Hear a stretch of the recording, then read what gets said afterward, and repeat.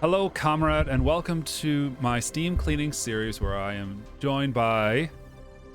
Well, howdy, it's MPG.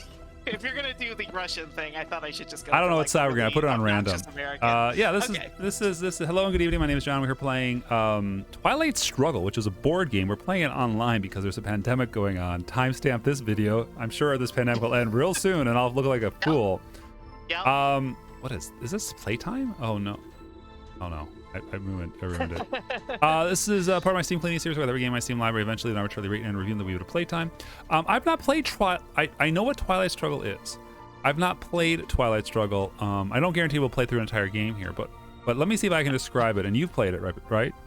I have played it a couple of times, yes. So this is a game where one side is the Russia KGB, one side is the USA CIA probably, and we are playing spy games, and we're trying to vie for power. We want to avoid triggering a nuclear war. We want to just like victorious. Yeah, You want to win the Cold War, is basically. So, there we go. Accept invite. Confirm. Hooray! Oh, it looks like you're gonna be Russia. Okay, so that's actually good. Oh my goodness. Okay, so all right. I normally don't play tutorials. Now, let me ask you this. What's the best way that you, MPG, learn how to play a game? And you can talk while I look at my cards. Well, so it sort of depends. I've tried doing the thing where I watch a YouTube video of somebody playing the game and them explaining it. Mm-hmm. A lot of times I will just sort of like play that first round or two with the book open in front of me. And the idea is that, you can kind of step your way through it. Okay. But honestly, I usually find that I don't figure out the strategy to a game for, sorry, just, we got a little, is that Roosevelt or Eisenhower? Are you looking at my cards? I'm not looking at your cards. I've got my own screen up. So I don't know who all these people, like, I'm looking at these cards. There's one with like the stuff that's kind of making me chuckle. I was talking about the person talking in the background. You're getting different audio then. Yeah. Oh, okay. Oh, I bet you're getting Russian. Yeah. I'm getting American, like radio feed. So that's pretty cool. So this is what I heard, and I'll make a shout out to 3MA, the strategy podcast. Rob Zachney, Troy Goodfellow, and all the great chaps over there. The one thing that I heard is that this game, the board game version of this plays really fast once you understand what you're doing. Like, the game this plays through in like I'll say 1/10 of the time. Right. And we have a timer ticking now, by the way. Yeah. So what it does is that people are saying that because it's so fast, you get to go through the game so many times and get to see different things, and it takes a really long time to set up. Right, it takes a long time, and people are saying is that it actually people were burning themselves out on this game because they would play, like, in a week they'd play 6 games instead of playing 6 games in a year or something. Right. And because of that, I want to play that. How do I? Okay, so this is set. Oh, this is setup. Okay, I can play 6 influence. So yeah, influence is going to determine like your control and ability to play cards and where you're at. Right. So the idea is that all of these tiles here that are on the map, these are different countries that are going to be, we're going to kind of fight over who gets to control it, and they all belong to different kind of blocks. So for example, we've got the North American and Central American block, we've got South America and Africa, Eastern and Western Europe, etc. And so the idea is that as you're there you go. So yeah, you're putting your influence around, and that's going to make it so that it's harder for me to perform actions. So now I've got to place some influence. So the costs are higher there. Right.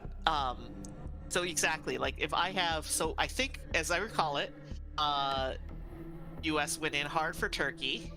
France was actually a little bit tricky for us, so we're gonna go West Germany, obviously. We're gonna go let's see. Where else can we go? Italy. The UK and Canada are firmly on our side. Australia's firmly on our side, and we've got Japan and South Korea. Taiwan. Oh, India. Oh, I can't do India. Let's see. Do I have, how many more do I have? Let's go Mexico. Nope, I think I'm done. How am I done? Place 4 more influence. Oh, okay, here we go. I was clicking on the wrong side. Can't get Mexico. Oh, because I need, let's see, Greece. And Oh, we each have our own 3-hour timer, so okay. yeah. It's like a chess game concept. Like I do not think we're gonna Yeah. get through the whole game, but Oh no. Honestly, I barely remember how to play. It's been so long since I played this last because it took so long to set up that I was like, I don't know. I am, and this may be a surprise to you, I'm a pretty impatient gamer. Same. And when I come to a new board game, I generally just like to jump in and start playing. And like, because the worst thing for me is for someone to sit down and be like, I'm gonna read you this 18-page document, and be in a situation where it's going, all right, now we're gonna read this 18-page document before we even put hands on pieces. And I'm just like, no, I have to do it. You know, this is, oh, here comes your points. And this is one of the things that is interesting, like when it comes to, it's been a big week for diversity and inclusion and stuff around. 8 cards and 6 actions. So you have to take 6 actions. Yeah. And I'll just talk this real quick. Is that obviously we don't want to reach DEFCON 1. So if you do, certain military operations will lower the DEFCON status. And then there's also, I think, what is the word space race? Yeah, what does the word headline mean?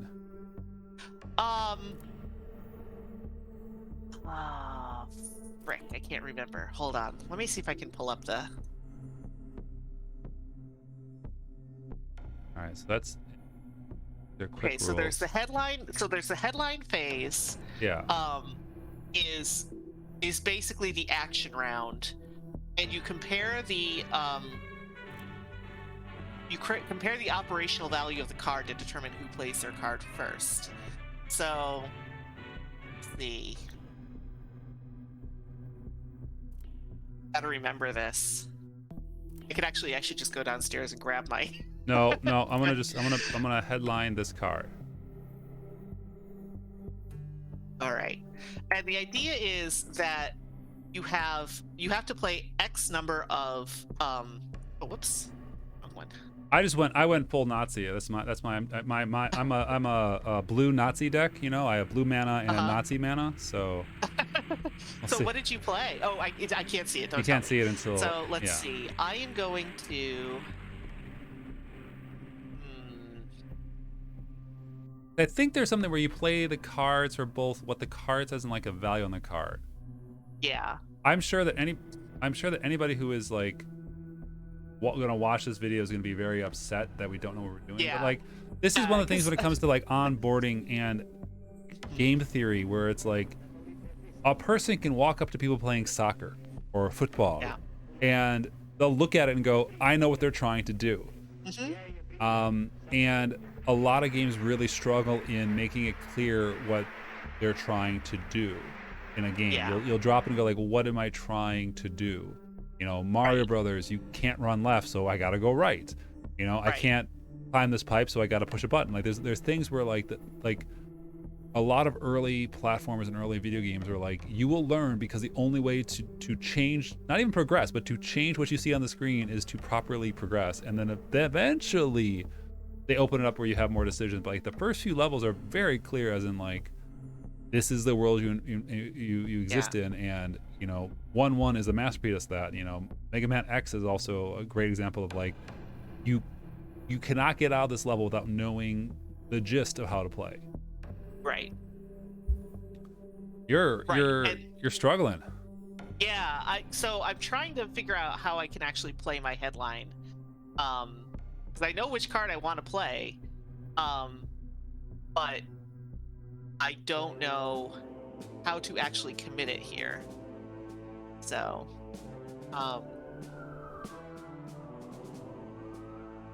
I'm going to see. I can chat.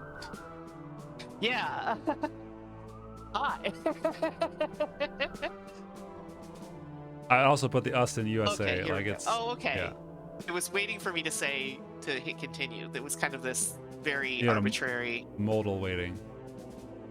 Yeah. So, all right. So I think it's my turn, not your Yep. turn. So I'm gonna go ahead and play.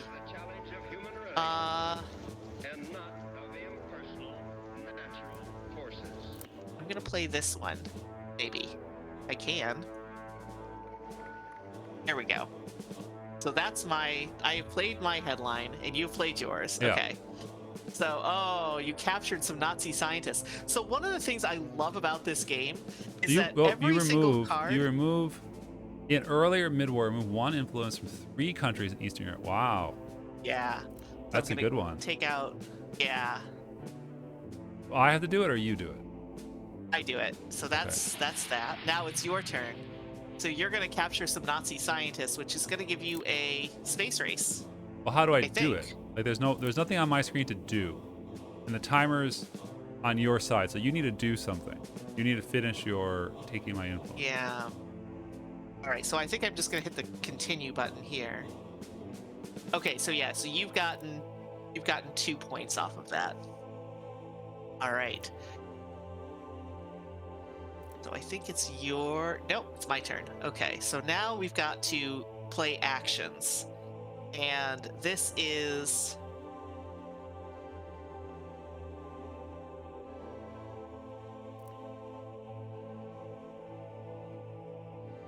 How do I know what is Eastern Europe? so Eastern Europe is sorry, it's doing this. Okay, so Eastern Europe is like a lighter shade of purple, and then Western Europe is a darker. So like you see how Austria, there's a like it's diagonal. Oh, I cut see. in Okay, half. okay. Like, So okay. so Austria is considered sort of half Eastern, half Western. Gotcha. So so- you currently have no Eastern Europe. Right. Right, but I took away some of yours, so All right, but it's still your turn. yes. And I'm trying to figure out how to get these cards to commit, because Just drag them up, I think. maybe. Oh yeah, that's okay. All right, I was clicking on them. All right, so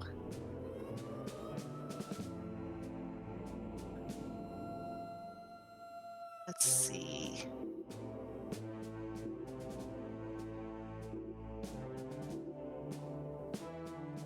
Nope, it's not letting me drag.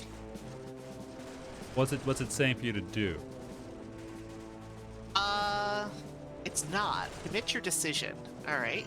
Oh, there you go. I don't think I did anything. No, now though. it moved. Now it moved. All right.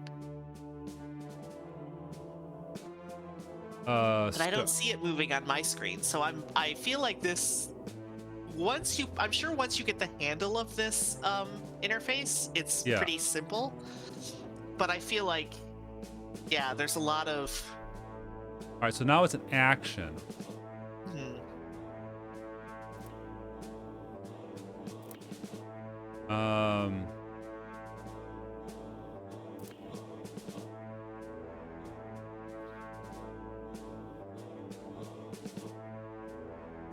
But one of the things I really like about this game is that every single card is unique, and every single card is about some event that happened during the Cold War. yeah.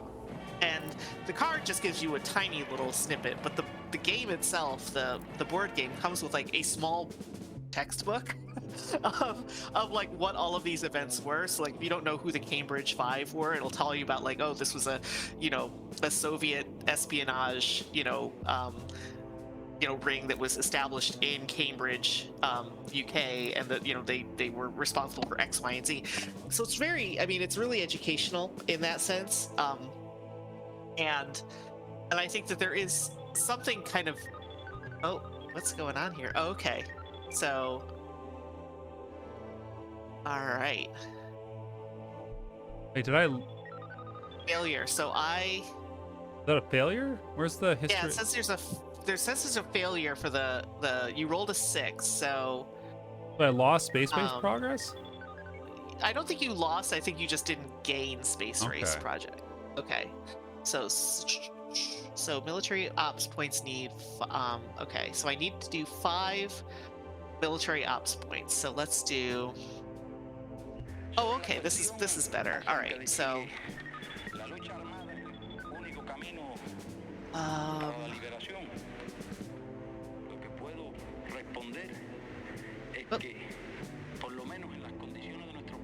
right. Now you gotta pick a thing to do.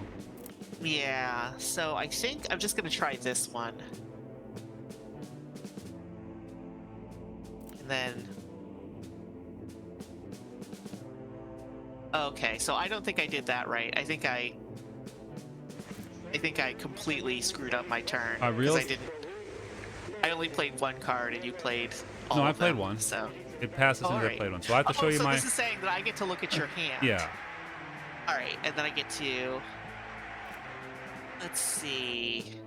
I'm gonna make it so that you can't play the Warsaw Pact, maybe, or no. No, I think you choose to play it. So you could play like the marshalling plan and okay. All right. You would add 1 U.S. influence and 7 U.S. non-U.S. or Western.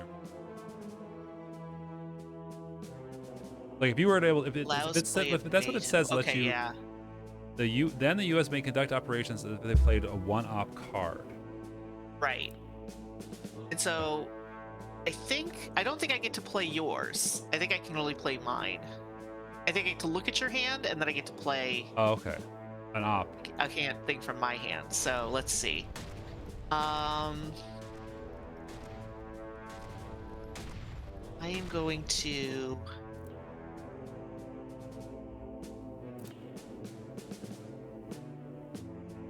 Yeah, we're doing great here. People are gonna love I this. feel bad. Yeah, everybody's like, well, this scintillating so game.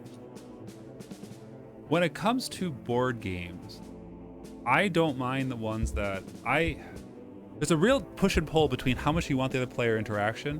You know, I was talking about like Terraforming Mars. There's not a lot of player interaction. There's a few cards, but like it's usually even then, like, do you really want to play all the take that kind of stuff? This game is a very take that kind of game. Like it's a duel. You are directly going after the other player, which can be very stressful and frustrating for the other player. I generally prefer games that are co-op or semi-co-op. Like Terraforming Mars isn't co-op, but like you're sharing the goal of Terraforming Mars. And I always like, well, you know, no matter how the game turns out, I get to look at the map and go, cool, we made a cool Mars. Yeah. So this is frustrating because it's not telling me what I need to do. I keep trying to I'm pulling the cards up, and then all it's letting me do is cycle through the cards. There's no continue button. Well, you're looking at the zoom in. You wanna minimize that and just grab one and drag it up, and it'll tell you like you can then play it into a category. Yeah, it's not letting me do that. So, like I'm trying to like drag it onto the layout. You know, I'm trying to drag it onto. Well, I don't know what to tell you then. Might be. Yeah.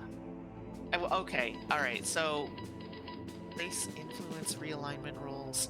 I think the biggest thing to being a good player is being okay with not winning the first game, or even the first game being perfect. Like a lot. Like there was there's a lot of like video tutorials and online play stuff and people playing, whether it's D&D or, you know, a board game where like people get all up in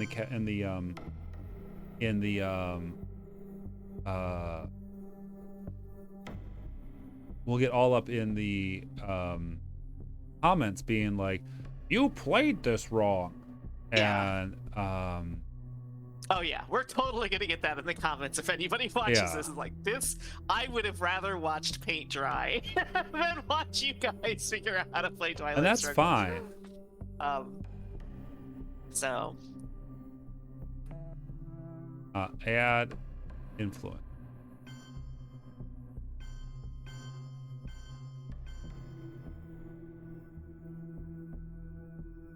Oh, and what's this? You get.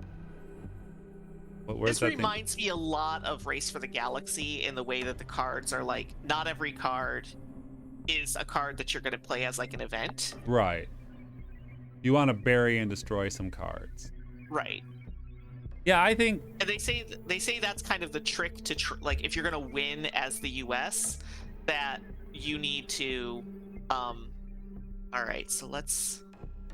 Well, I mean, the real Twilight struggle here is, you know, reviewing this game after we're done here, because we're gonna play for another 10 minutes or so, and then we're gonna be like, well, is this a good game or not? And that's not a very fun Right. thing to say, because some like this game is not good in its first play. Like no one will ever tell you this game is good the first game. Like everybody says, we're gonna play this game, sit down with someone who knows it, and let them teach you for like a game or two to figure it out. And like you have to see all the cards. Yeah. Like that was one of the things that they said, again, talking about people playing this game really frequently, is that if you play this game in 2 hours instead of 2 weeks or whatever, once, you know, and you can get through a bunch of games, you're gonna see all the cards, you're gonna see all the stuff, and then you're gonna really fast at this game.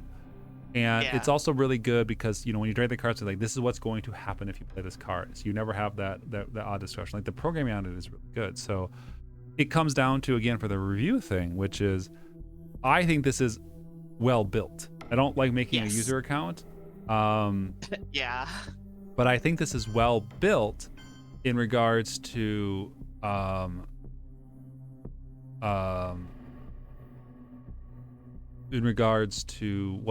the game plays. But it's like, well, do I want to play more of this? And that's going to be super tough because Yeah, this is a highly competitive game, and I mean, I actually prefer cooperative games as well.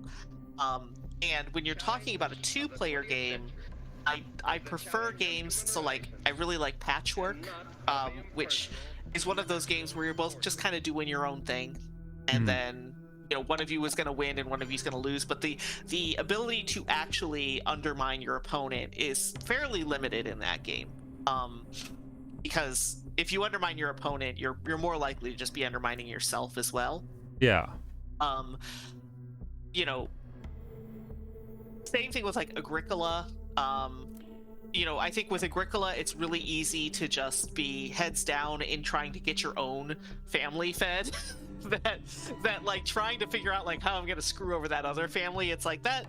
I'm sure there are people who play like that, but I don't know that I would ever play that way, and I don't know that I would ever play with other people who are that right, way. Yeah. So, but I just scored Europe for okay. 6 points.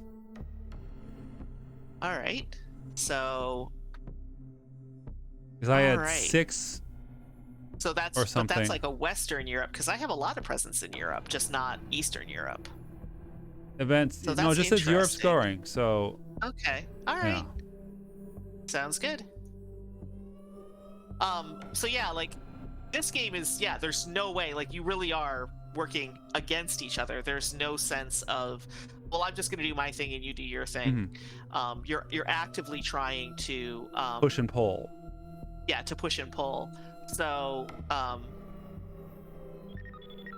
let's see.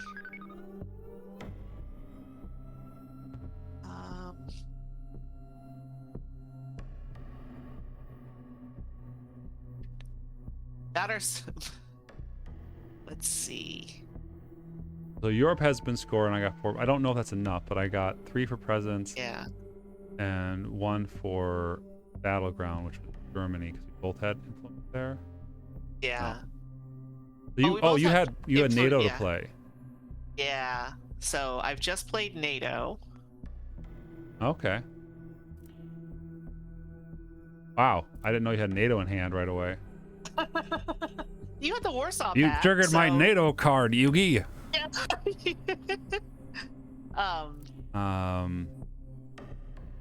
Yeah, you had Warsaw Pact, so we both basically. Okay.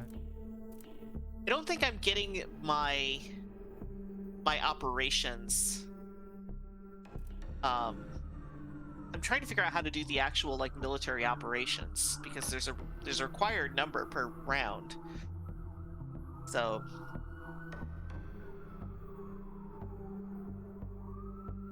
I do like the way this game is set up. I like the ambient. I really like the ambient noise.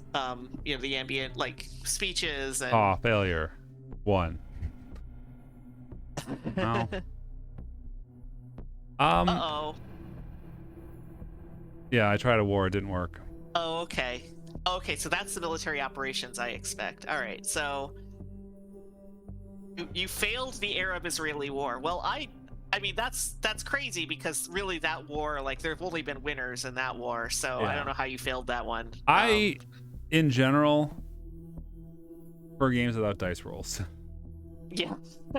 I mean, I get randomness and stuff like when it comes to draws, but like there's so much where it's like I've lost 2 dice roll now, where it's like, man, if I was playing online against strangers, I'd be like, yeah, whatever, just bomb. Yeah. You know, like, well, I'm slipping behind. This was a thing that happened. We played a lot of in high school. We played a lot of Axis and Allies, like a lot of it. We really liked that game because it was, you know, cool pew pew and tanks and all this stuff. But once we got like through a dozen or so games, we were like, all right, after 1 or 2 turns, we're like, yeah, I feel like it's mate in 3. Well, let's just not finish this out. Yeah. Who? I tried taking over Austria. Did it work? I did not. It did not. I failed. Oh no. And now there's decolonization. So, so I think you're gonna be taking over a little bit of Asia there, my buddy. Oh, place 4. Oh, okay. I think you get Asia or Africa. Look at that. Well, I know that the Soviet Union did really well in Afghanistan, just like the U.S. did. So definitely go there, because you know. Yeah. So,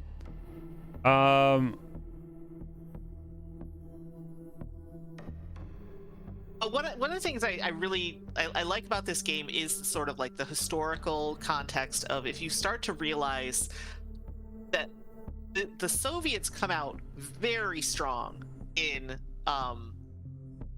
the early war. Yeah. Like they come out just, you know, swinging haymakers, and it's really just if the U.S. can survive the early war, then it gets much harder for the Soviets to win because, you know, the U.S. kind of gets its feet under it. And, you know, I don't want to pretend like, you know, the U.S. was, you know, candy ass during the, you know, late 40s and early 50s, but I don't think that the U.S. really understood the depth to which the Soviets were like, yeah, fuck these guys. You know, and I think that there was that sense of like, oh well, we can still kind of, you know, this is just diplomatic, this is just, we're just trying to kind of figure out you know, we're just trying to kind of figure out like how we're gonna handle this world kind of divvied up between the two of us. And the Soviets weren't interested in that at all. Right. And I think that that's something that we've been seeing again in the last, you know, 20 years is the, you know, with you know, Putin and the likes, is like, I think that there's still this sense of like, oh well, you know, this is diplomatic, this isn't like, and meanwhile Russia is just like, no, we're gonna play for keeps. Yeah. Yeah. So what do you think of this game? Because we're almost at the half-hour mark, and we're not going to get through an entire round. It appears. I would love to know more, but you know, this is one of the things where like there are a few really good streamers and really good content creators who like get through these games really quick, but the thing that I feel that a lot of games, and I was talking about this one, like I think it was Agricola, which is one of the highest rating games of Board Game Geek. It's a fine game, but I was looking at the back of the box and I was laughing. It's like, nowhere on this game does it tell you why it's fun. They just talk about like, oh, 87 cards and, you know, and so many pieces. They just tell you the pieces. And I'm like, why are movies, like the back of the box on a movie is all like, yeah, this is boom, explosions. You're going to have some, like, it's a thrill ride. And it's like, Euro board games. It has 12 sheep tokens. I'm like, well, is that fun? I require more sheep tokens. Yes, I need more Vespian gas. Yes. So why don't we wrap this up, and then I think this game is cool. I really have to sit down and figure out like. Yeah, we definitely want to play like more of this. We'll want to play a full thing through. I need to remember how to actually play it. I will say, I think that for me, I'm starting to get the hand of what it's requiring. Oh, there is a tutorial. There is a tutorial I could play. There is a tutorial, yeah. Well, I'm not gonna play the tutorial now, but thank you for your time, MPG. Yeah. Good luck on your coup. Thank you. Let's see how that Cheers. works. So no change. So.